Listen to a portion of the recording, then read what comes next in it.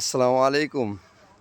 আজকে অবশেষে আমরা অচিন্তলা আহমেদ স্যার সমস্ত স্টাফ এবং হোস্টেলের সমস্ত ছাত্রীদের নিয়ে আমরা বারোদুয়ারিতে পৌঁছে গেছি।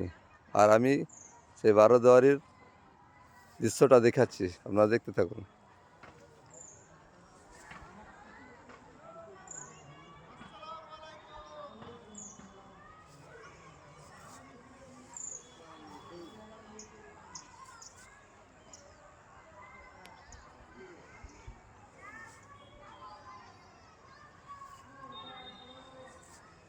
এ হচ্ছে বারোদুয়ারি মসজিদ।